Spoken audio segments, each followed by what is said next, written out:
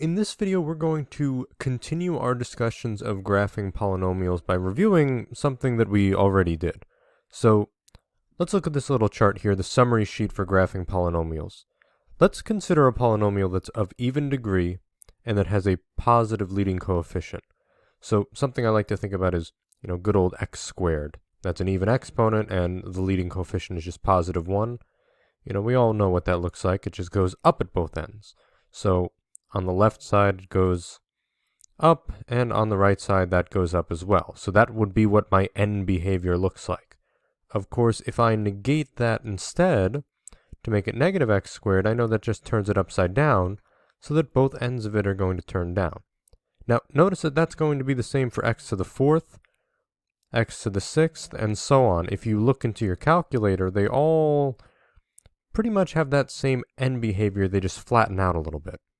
Now, let's consider an odd degree polynomial, something like x cubed, right? If I've got a positive leading coefficient of 1 there, when I sketch that on my axes, it looks like a little squiggle, where it goes down on the left-hand side and up on the right-hand side.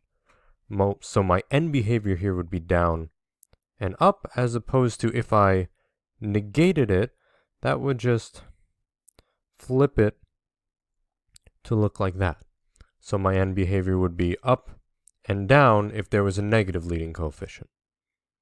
And to consider the behavior at the roots, so whether it's a bounce or a pass, if the root has even multiplicity, that means if it shows up 2 times, 4 times, 6 times, that's going to be a bounce, right? So if I have a root that looks like this, x minus 2 squared, that root would be x equals positive 2 with a multiplicity of 2, because it's squared. So I know that when I go to positive 2 in my graph, I'm either going to see it bounce off the axis like this, or come from the other side and bounce off like that. I know it's not going to cut straight through the axes. As opposed to an odd multiplicity, like 1, 3, or 5, that's going to be a pass, where it goes straight through the x-axis. So maybe my graph looks something like this if it's linear, or something like this where it flattens out a little bit. Now, something to note is as the degrees increase, or as the multiplicities of the roots increase, if I have a triple root or a fifth root, that just means that it's going to bend more as it goes towards the axes. But we really won't be dealing with anything past a root that's a triple root. So let's use that to try to sketch a polynomial here. So the first thing I notice is that there's a negative leading coefficient. So I know my leading coefficient is negative. The next thing I want to look at is what the degree of this polynomial is. Well, I've got 2x minus 2 factors, I've got 3x plus 1 factors, and I've got 2x minus 3 factors. So if I write this all out, it would be x minus 2 twice, x plus 1 3 times, and I would end up having 2 plus 3 plus 2, or 7 factors altogether, so I know I'm going to end up with 7 roots, so my degree is 7. So I already know that this is going to be an odd degree with a negative leading coefficient. So if I think about my n behavior chart above, I know that my n behavior is going to be up, down. So let's take a look at the roots, right? If I set x minus 2 equal to 0, I'll get x equals 2, but I'll get that 3 times. So that's my root, and I'm going to say that that has a multiplicity of 2. I would get x equals negative 1 if I set that x plus 1 equal to 0, and that has a multiplicity of 3. And again, if I set x minus 3 equal to 0, I get x equals 3, and that has a multiplicity of 2. So these are my roots. I have 2, 2, negative 1, negative 1, negative 1, and 3, 3. So those also correspond with my x-intercepts, right? So my x-intercepts are just going to be 2, negative 1, and 3. So at 2, I need to ask myself what happens. Well, if there's a multiplicity of 2, that's an even number, so I know that's going to be a bounce. Negative 1 has a multiplicity of 3, so I know that's going to be a pass. And 3 has a multiplicity of 2, so that's going to be a bounce as well. So as I go to sketch this here, I start by just plotting whatever points I know are definitely on the graph. So I know it's definitely going to pass through, let's see, 2, 0, 3, 0, and negative 1, 0. I know it's going to start up here and end somewhere down here, but I also need to figure out what the y-intercept is, right? So to find the y-intercept, I'm just going to take my function, and I'm going to substitute in 0 everywhere I see an x. And you could also look in your calculator for what the y value is when x is equal to 0. And when I evaluate in my calculator, I get my y-intercept to be, so that should be squared, and I get negative 36. So that's going to be my y-intercept, and again, I'm going to plot that right down here at negative 36. Now, you don't need to draw 36 tick marks out. You can just label it as 36. So let's do this. I'm going to connect the dots here, right? So I'm going to start here. I'm going to come down. And at negative 1, since that's a triple root, I'm going to pass through the x-axis. But since it has a multiplicity of 3, not just 1, it's going to bend a little bit as it comes towards the axis.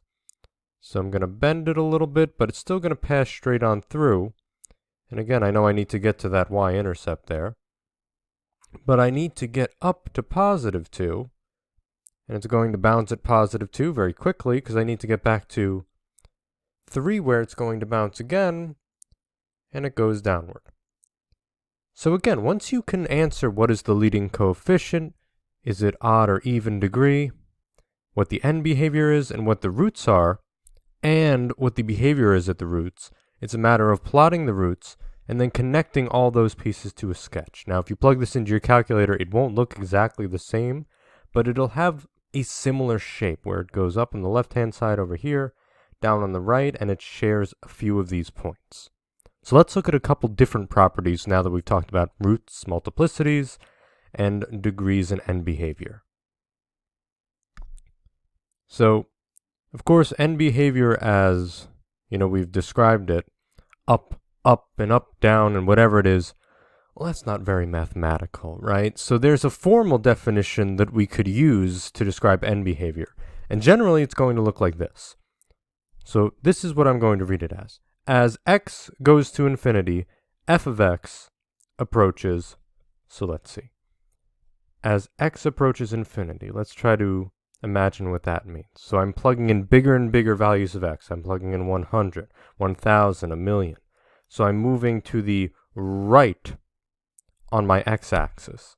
So I'm looking at the right arrow to see what that would be. And that's going up. So my y values are also increasing, and they're going to increase forever as I move to the right on my graph. So f of x is also moving to infinity. So this reads, as x approaches infinity, f of x approaches infinity. So in other words, we're looking as x gets really big, y also gets really big here too, because remember f of x is the same thing as a y value. On the other hand, if I look to the left, as x goes to negative infinity, so I'm plugging in bigger and bigger negative numbers, my graph is going up as well. So f of x still approaches positive infinity there. So as x approaches negative infinity, f of x approaches positive infinity. For something where it's turned upside down, it would be the opposite relationship. As x goes to positive infinity, f of x goes to negative infinity down this way, and as x goes to negative infinity, that's me going to the left, my graph goes down as well, so my y values are also decreasing or getting more negative.